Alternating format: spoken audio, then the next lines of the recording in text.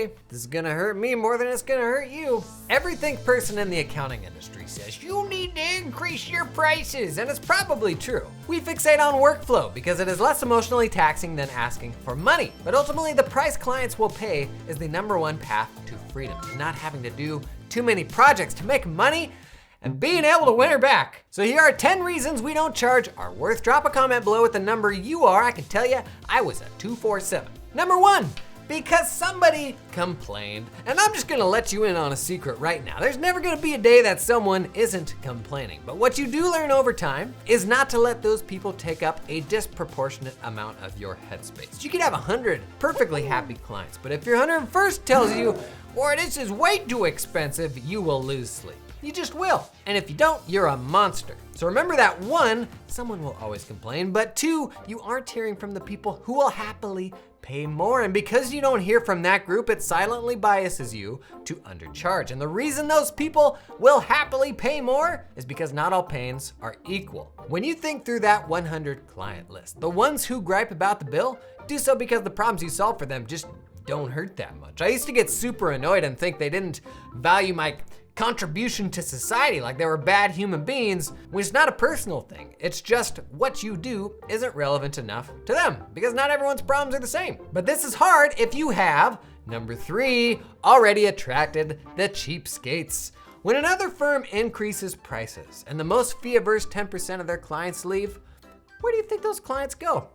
You think they evaporate? You think they just dissipate? Float away into the atmosphere like a fart in the wind? No, they go to another firm. And as long as you're the cheap option, you'll attract the cheap client. Now, we are all part of a food chain. You've got big firms charging big firm prices, you got small firms charging small firm prices, and most of us are duking it out somewhere in the middle. I used to look at the larger firm, what they charged, and see the quality of the work they did, and I was like, what a bunch of suckers. They don't know what they're doing.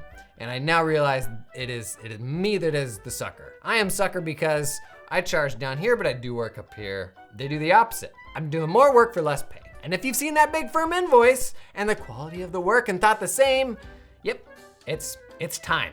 But oftentimes we don't, because number 4, you can't bring yourself to do that to Steve. Steve was with you from the beginning. Steve's the Little League coach. Steve pulled your cat from the raging floodwaters, and when the nunnery had that thing with the Yakuza, who was it that settled the bill? Steve. But the trouble with Steve is you have long since outgrown him. Is that for as great of a guy as Steve is, he's not with you because he's a great guy. He's with you because he can't get a better deal anywhere else. But we hang on to Steve because number 5, because you don't want to be that person, you know, the one that got too big for their britches.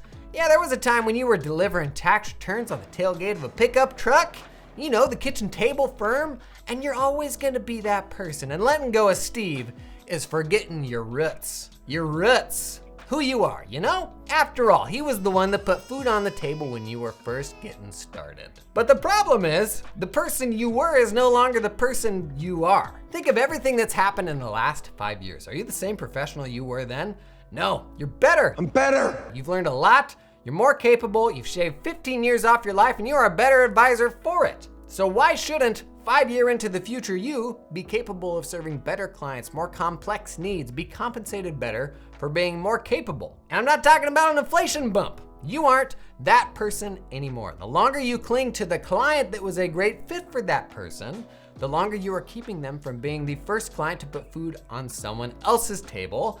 But hey, I get it. Number 6, you want to help. What was previously a good client becomes altruism. Now you're doing them a favor. You aren't gonna leave them flapping in the breeze because it's Steve. He needs you. No other professional out there could possibly serve them as capably as you. Besides, what's the point of doing all this if you aren't helping people along the way, right? Right, wrong. Steve's not the one who needs your help. There's a lot of people out there who really need your help. And your clients who are no longer great fits, the ones who can afford $600 for a tax return, but $800 for the same return will drive them to financial ruin, those are not the people who most need your help. Let's not delude ourselves into thinking that keeping bad fit clients on the list is charity. It isn't, because charity is charity, and that person drives a Lexus.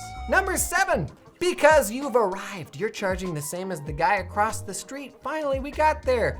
Or the same as Bench, or more than you did last year, so it feels like enough. Recently, the National Association of Tax Professionals in the US released their annual study of tax pro fees, and the average for an individual tax return came in at like $300. Everybody was up in arms that this is a shockingly small amount. And there was a time when I was like impressed with myself. Ooh, I charged like $5,000 for a tax return.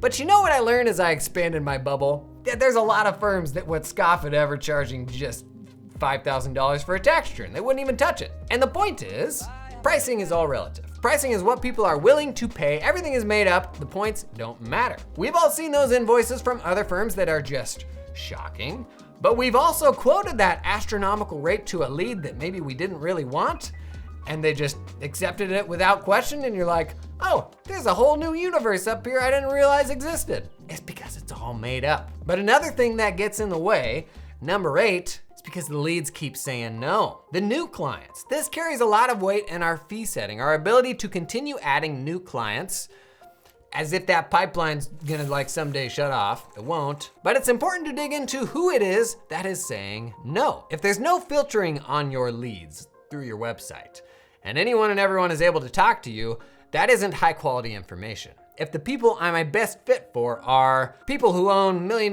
plus creative agencies, what do they say? A dentist may balk at what I charge for what I do, but for the specific type of person I'm building my firm around, what do they say? Ultimately, that's all that matters. And on the outside, what you do will probably look ridiculous to everyone else. That's what being great for a very specific type of person looks like. They are the only ones who are going to get it. But you have to resist the urge to let everyone else into your head because, number 9, because it is easier to do more. We are surrounded by software vendors, coaches, internet think people telling us to add this and add that. Our clients are constantly wanting us to do more things for them. Support more clients, do payroll, add advisory, do accounts payable. So oftentimes the path to increasing revenue, honestly, just feels like more work, when instead, what we should be doing is hitting pause and considering how can we get paid more for the work we already do. There's a person out there who feels the pains you solve for more acutely than anyone who is today on your client list. That person will happily pay way more money for the work you already do. So how do you find them? How do you find a whole bunch of them? Because finding a bunch of those people, I can tell you, to me, that feels like freedom and flexibility. Doing more work, that does not feel like flexibility. Just looks like doing more and getting paid for it and having to manage a bigger team. And maybe you're into that sort of thing, but whether you are or not, it doesn't change the fundamental calculation of making the work that you already do more profitable. To me, what freedom looks like is getting more for what I do and just doing it for the people who most need me. And last, number 10,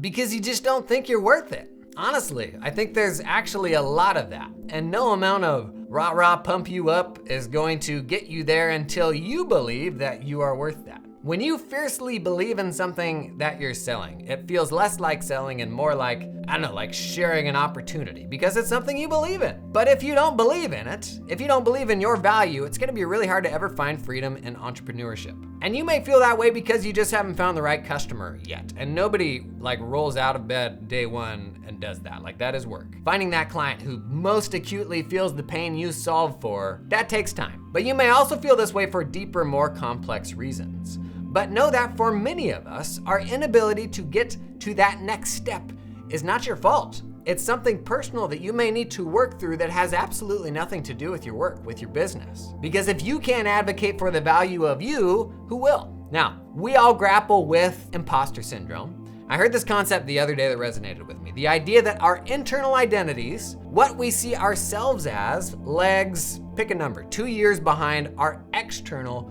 realities. So our internal identities lag behind our external realities. How people perceive you, what you're capable of. Your perception of how you can move about the world will always be held back by your internal identity because it takes time for that to change. And I would be remiss if I didn't acknowledge that that's often my biggest blocker. And it might be what is keeping you from finding freedom in your work. Now, I'd encourage you to explore one of 2 things here. If you just need that pump you up to make a really hard decision, I've got a video that's for you. Bookmark this guy for when you need to do that really hard thing. If you got a bunch of Steves, the clients you've had a hard time moving on from, I've got a Steve video for you right here. Could help your team get over that mental block as well. Whew! Anybody else sweating? That got intense.